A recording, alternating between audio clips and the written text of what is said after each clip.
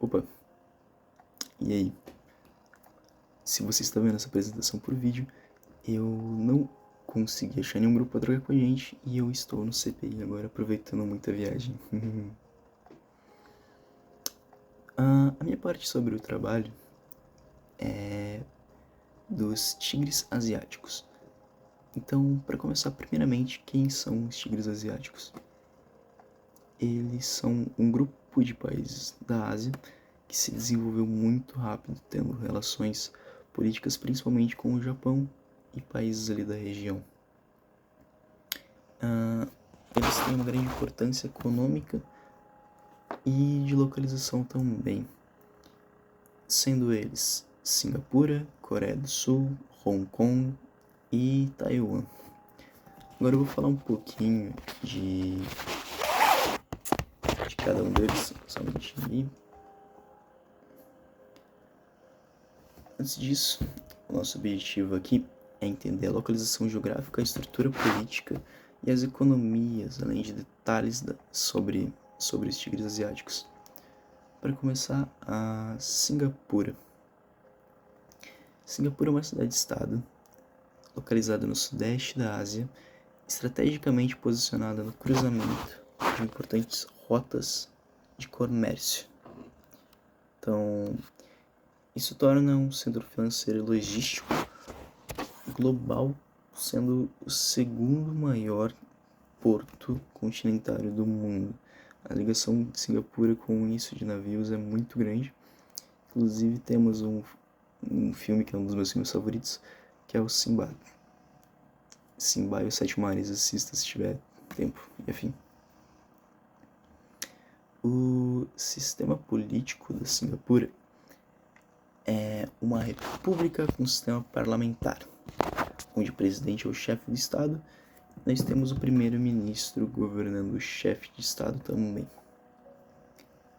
A economia singapuriana é fortemente baseada no setor de serviços, especialmente finanças e logísticas, com destaque para a eletrônica, refinaria de petróleo, principalmente isso. E Singapura também é um hub para fintechs e um importante centro de transporte marítimo e aéreo. Além de Singapura ter uma arquitetura única e um mar muito bonito também. Indo agora para a Coreia do Sul, que também faz parte dos tigres asiáticos.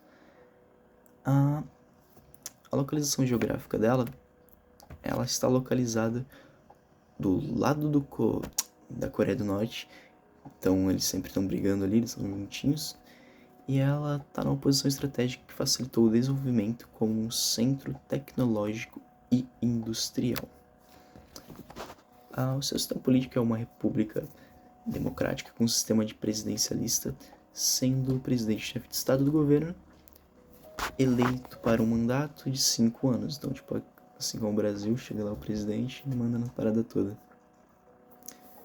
A economia da Coreia do Sul é conhecida por sua forte ênfase em tecnologia, manufatura, e eles têm grandes empresas também como tipo a Samsung, LG e Hyundai, que não necessariamente surgiram ali, mas estão muito presentes lá. O país investe fortemente em inovações, com destaque para setores como 5G e inteligência artificial. Além de que a Coreia do Sul tem grande influência de cultura, que o Luiz já falou um pouco, mas lá tem muito questão de idols, K-pop, essas coisas. Para você ter uma ideia, o BTS movimenta, acho que era 1,3% do PIB da Coreia, não me recordo totalmente, mas vocês podem pedir pra Jennifer aí, se ela estiver na aula, que ela vai saber certinho. Agora indo para o Hong Kong. Hong Kong é uma região administrativa especial da China, estrategicamente localizada na costa sul da China, sim. Então, hoje em dia não sabemos se ele é um país, o que ele é, uma parte da China, mas enfim. Ele opera sob o princípio de um país de dois sistemas. Garante uma grande autonomia em relação à China comercial. O Hong Kong é um dos maiores centros financeiros do mundo, com uma economia forte orientada a serviços, especialmente para áreas de finanças, comércio internacional e logística. Hong Kong tem alguns desafios políticos e tem enfrentado desafios em relação à sua autonomia, especialmente após a implementação de lei de segurança nacional pela China, que eu vou falar um pouco mais para frente. Mas basicamente ele é um país capitalista localizado dentro de um país capitalista localizado dentro de um país comunista. Só por isso já tem um grande conflito de interesses ali. Enfim, mais pra frente falo mais sobre isso. Então temos Taiwan, que é uma ilha localizada no leste da Ásia, sendo importante produtor mundial de eletrônicos e semicondutores. Seu sistema político funciona como uma democracia com um sistema presidencialista e o presidente eleito por voto para um mandato de 4 anos, aí sim, igual ao Brasil. Taiwan é o líder mundial na produção de produtos com semicondutores, com empresas como a TSMC, desempenhando um papel crucial na cadeia global de suprimentos tecnológicos.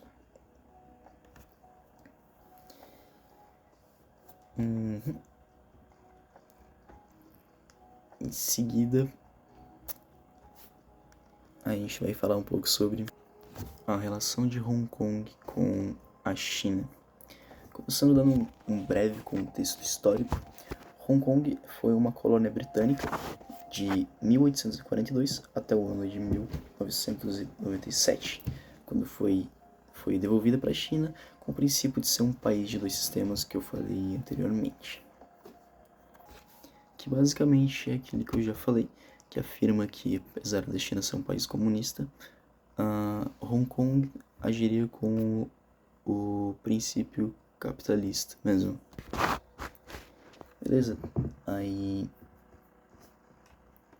seria isso a parte do contexto histórico.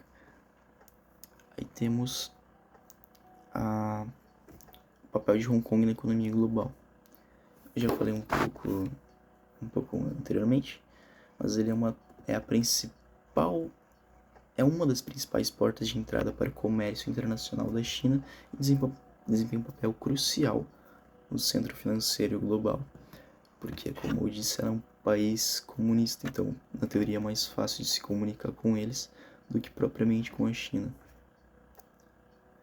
Aí nós temos aquele caso de uma tensão com Pequim, por causa que a liberdade de expressão do sistema jurídico independente e a economia aberta de Hong Kong diferenciam a cidade das outras regiões chinesas, criando tensões com Pequim, que tenta eliminar essa autonomia de Hong Kong, porque na teoria eles têm um trato para Hong Kong ser capitalista até o ano de 2047, se eu não me engano. E aí Pequim quer vetar isso, porque China é um país comunista, então eles também têm que ser socialista, perdão. Então eles também têm que ser socialistas. Então, seguindo mais para frente, aconteceu a revolução dos guarda-chuvas, que em 2014 ela marcou a luta por direitos democráticos de Hong Kong. Então, os manifestantes exigiam um sufrágio universal, mas foram duramente reprimidos por autoridades que trouxeram solidariedade internacional ao movimento. Então, foi uma coisa meio feia. A única coisa que os manifestantes queriam com esse protesto era o direito de eleger eles o chefe executivo sem a intermissão de Pequim, que ela estava se metendo nisso. Eles foram repreendidos por policiais com um grande requinte de violência. Então, no ano de 2020, foi criada a Lei de Segurança Nacional, que basicamente ela impõe que a China tem o direito de se meter nas decisões de Hong Kong. Se eles acharem alguma coisa que vá interferir com a segurança nacional do país. Então eles poderiam fechar emissoras, atacar ativistas e fazer tudo o que eles fazem de melhor, oprimindo as pessoas, sem nenhuma retaliação muito grave, tipo, porque seria uma lei mesmo. Mas é claro que isso, tipo, não agradou muitos países, até porque ele, como eu disse, ele era uma parte mais fácil de se conversar na China. Então, essa lei fez que várias organizações ocidentais cortassem laços com Hong Kong.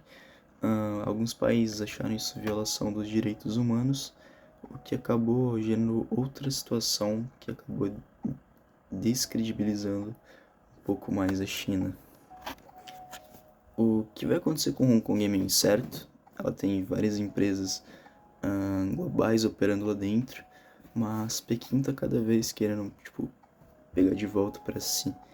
Então, pode ser que logo Hong Kong deixe de ser um país e volte a ser mais um estado da China moderna. Trocando um pouco de assunto agora, surgiram novos tigres asiáticos, porque são países que tiveram também um desenvolvimento acelerado por conta própria ou por interações com outros países da Ásia, sendo eles a Malásia, a Tailândia, a Indonésia e a Filipinas. Então, a partir da década de 1980 e 1990, eles começaram a demonstrar um crescimento econômico muito acelerado na medida dos outros países. As políticas governamentais deles tiveram uma abertura econômica e reformas estruturais para promover a competitividade entre eles mesmos e entre outros países da região, o que torna um pouco mais acirrado isso. Eles têm um grande investimento em educação e treinamento, resultando em uma força de trabalho mais qualificada, que é o que todos os países deveriam fazer. Então eles estão investindo neles mesmos, que está gerando funcionários qualificados, fazendo que eles cresçam mais e tendo um rendimento muito maior. E também a parte urbana deles tem uma transcrição das economias agrárias para industrializadas, com um aumento significativo na urbanização, porque eles até então eram países mais rurais. Então, eles têm uma estratégia de desenvolvimento focada na industrialização, como eu já disse. Por exemplo, a Malásia e a Tailândia tornam-se centros de produção de eletrônicos e automóveis, atraindo empresas multinacionais para eles. A Indonésia, embora tenha um forte recursos naturais, também está diversificando sua economia. Ela vem produzindo petróleo, gás, borracha, óleo de palma, então, além de coisas eletrônicas também. Então esses países estão crescendo bastante, estão atirando para tudo que é lado. Esses países eles tiveram um crescimento um tanto quanto acelerado também, porque eles são membros de um outro grupo, a ASEAN. Eles se beneficiam da crescente integração econômica regional do próprio grupo, porque todos eles se ajudam, assim, entre muitas aspas. Eles tiveram investimentos externos também por isso, porque essa atrai investimento de grandes potências econômicas, vulgo China, Japão e países ocidentais, o que reforça o crescimento da região, como eu já te disse. Então, os investimentos estrangeiros, o IED, desempenham um papel crucial no desenvolvimento econômico desses países. Então, eles também foram ajudados. Os impactos positivos são o financiamento da estrutura, modernização na indústria e desenvolvimento de novas tecnologias, criação de emprego e promoção para o crescimento econômico, com incentivos fiscais e outras facilidades para atrair empresas estrangeiras. Mas é claro que não existem apenas pontos positivos. A corrupção e a má governança ainda são problemas significativos em grandes regiões, principalmente na Malásia, o que afeta a confiança entre investidores e a eficiência das políticas econômicas. A sustentabilidade ambiental desses países também não é muito boa, por causa da industrialização e a urbanização tem feito uma pressão significativa no meio ambiente que até então era bastante limpo. E a desigualdade econômica, até porque quando um país ele cresce muito rápido, ele tende a concentrar esse crescimento nos lugares mais ricos, nas empresas, nas pessoas que já têm esse dinheiro, e acaba criando uma desigualdade muito grande com a classe trabalhadora, as pessoas que não nasceram em berço de ouro, digamos assim. Mas enfim, acredito que da minha parte seria isso. Muito obrigado por prestar atenção.